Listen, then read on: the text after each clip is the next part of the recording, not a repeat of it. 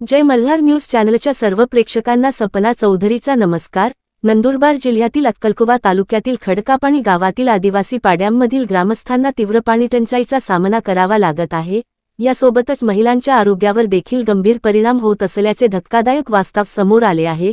पाण्यासाठी दररोज अनेक किलोमीटर पायपीट करणाऱ्या महिलांना गर्भाशयाचे विकार, पाठदुखी, गर्भपात आणि इतर गंभीर आजारांचा सामना करावा लागत आहे। नंदुरबारच्या दुर्गम आदिवासी भागातील महिलांचे आयुष्य पाण्याच्या शोधाभोवती फिरत आहे।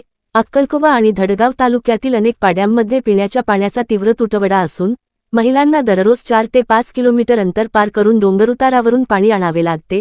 अनेकदा त्या डोक्यावर 7 ते 10 किलो वजनाचे हंडे घेऊन खडतर चढ उतार करतात।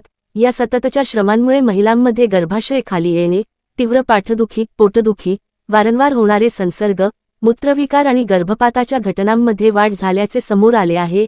अनेक महिलांनी लहान वयापासूनच पाणी वाहून नेण्याचे काम केल्याने आरोग्य बिघडल्याची व्यथा व्यक्त केली आहे। आरोग्य तज्ज्ञांच्या मते गर्भधारणेदरम्यान आणि प्रसूतीनंतर लगेचच महिलांना पुन्हा पाणी आणण्यासाठी जड ओझे वाहावे लागते। त्यामुळे श्रोणीचे स्नायू कमकुवत होऊन गर्भाशयाच्या विकारांचा धोका वाढतो। याशिवाय दूषित आणि साचलेल्या पाण्यामुळे त्वचारोग, मूत्रमार्गाचे संसर्ग आणि इतर आरोग्य समस्या निर्माण होत आहेत। दुर्गम भागात आरोग्य सुविधा अपुऱ्या असल्याने अनेक महिला पारंपरिक वैद्य आणि वनौषधींवर अवलंबून आहेत। सामाजिक कार्यकर्त्यांच्या मते या भागात लहान बंधारे, पावसाचे पाणी साठवण प्रकल्प आणि भूजल पुनर्भरणाच्या योजना राबवण्याची मागणी अनेक वर्षांपासून होत आहे। मात्र अद्याप परिस्थितीत अपेक्षित सुधारणा झालेली नाही। दरम्यान जिल्हा प्रशासनाने अक्कलकोवा आणि धडगावसाठी सिंचन व पिण्याच्या पाण्याच्या मोठ्या योजनेचा प्रस्ताव तयार केला असून सुमारे 800 पाड्यांना त्याचा लाभ होणार असल्याचे सांगितले आहे। तसेच मिशन जल बंधू आणि जलसंवर्धनाच्या विविध उपक्रमांद्वारे पाणीटंचाई कमी करण्याचे प्रयत्न सुरू असल्याचा दावा प्रशासनाने केला आहे। पाण्याचा प्रश्न हा केवळ पिण्याच्या पाण्यापुरता मर्यादित नसून तो महिलांच्या आरोग्याशी आणि सन्मानाने जगण्याच्या अधिकाराशी थेट जोडलेला असल्याचे नंदुरबारच्या आदिवासी भागातील वास्तवातून स्पष्ट होत आहे। आता प्रशासनाच्या योजनांची प्रत्यक्ष अंमलबजावणी किती प्रभावी ठरते याकडे सर्वांचे लक्ष लागले आहे। सपना चौधरी, जय मल्हार न्यूज, नंदुरबार।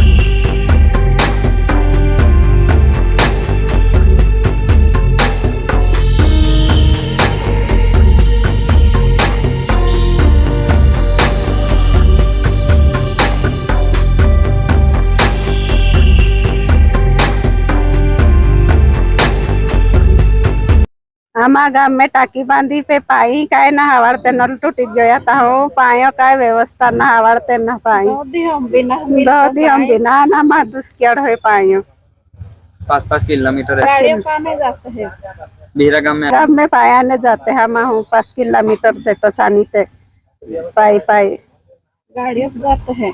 माझे नाव रजनी पाडवी आहे। पाडवी पाड्यात राहते आणि मी आता 11वीचे पेपर दिले आहे आणि इथं पाण्याची प्रॉब्लेम आहे, मग पाणी घ्यायला जावं लागतं आणि आमचं शिक्षण पण त्याचं वाया जातं। मग आम्हाला इथं 5-6 किलोमीटर आम्हाला पाणी घ्यायला जावं लागतं। मग आम्हाला शाळेत जायचं असं खूप प्रॉब्लेम येतो। पावसाळ्यात असं उन्हाळ्यामध्ये खूप प्रॉब्लेम येतो पाण्याचा। शाळेत शिकायला जाऊ की घरचं काम करायला जाऊ असं आम्हाला खूप अडचण येते। मग सरकारने आम्हाला पाण्याची सोय करून द्यावी असं। माझं नाम कविता है पाड़वी पाड़ा। आम्ही 3 वाजता रेखे पानी नहीं आती है। आम्ही 5 बजे जाते हैं, नहीं तो हाजी 6 वाजता भी जाती है। हमारे पाइयों खूब अड़चन है। ये 4-5 किलोमीटर पाया जाती है। जमते में 1.5 रुपया है तो रेखा मन पाई बहुत रहते 4-5 मिनटे बहान पड़े तहाँ 1 रुपया है। 5 कलाक बहुत हमान 1 रुपया है। हमान पाई का ना मिलता हमें 2-15 बहुत रहती है। 4-5 डेगड़े पाई नहीं आती है। हमें 3 वाजता नंतर आती है। 5 वाग्या किंवा 6 वाजता जाती है। या ठिकाणी मी वसवय लक्ष्मण खडकापाणी गावातील रहिवासी आहे आणि या पाड्याचे नाव आहे पाडवी पाडा आहे। तर या ठिकाणी पाण्याची फार मोठ्या प्रमाणात समस्या आहे। या ठिकाणी जे गर्भावस्था जे बाया आहे किंवा आम्ही नवरा बायको आहे की या ठिकाणी आम्हाला 5-5 किलोमीटर जाऊन पाणी भरावं लागतं। इथून या ठिकाणी आता हेडपंप या ठिकाणी आहे, या हेडपंपावर पाणी निघणार नाही। इथं एक दोन हंड भरले की पाणी बंद पडतं। त्यानंतर आम्हाला आता इथे थांबण्यापेक्षा खूप उशीर होतो, त्यामुळे आम्ही काय करतो दुसऱ्या ठिकाणी होऊन आम्ही 5-5 किलोमीटर पायी जाऊन, रस्ता पण खराब आहे, रस्ते पण ठिकाण नाही, त्यामुळं एखाद्या पाय घसरला तर या ठिकाणी खूप इजा पण होते आम्हाला। आणि या ठिकाणी एक बाई आहे, त्या बाईचं जे पाणी भरून घेऊन येताना रस्त्यात पाय घसरल्यामुळे या ठिकाणी कमरेमध्ये खूप त्याचे नस वगैरे सुजून गेलेली आहे, त्यामुळे त्यांना खूप त्रास होतो।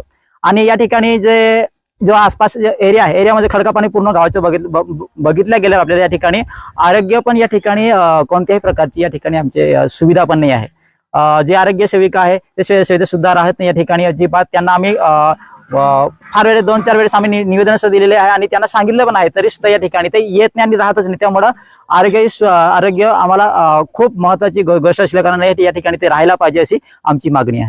जिल्हाधिकाऱ्यांनी आणि शिवने भयानक परिस्थिती आपल्या धडगाव जे जवळजवळ 100 मिलीमीटर पेक्षा सुद्धा 100 ह्याच्यापेक्षा जास्त पाऊस पडतो इंच, तरी सुद्धा पाणी उन्हाळ्यात मिळत नाही। ही खरोखर अवस्था चांगली नाही।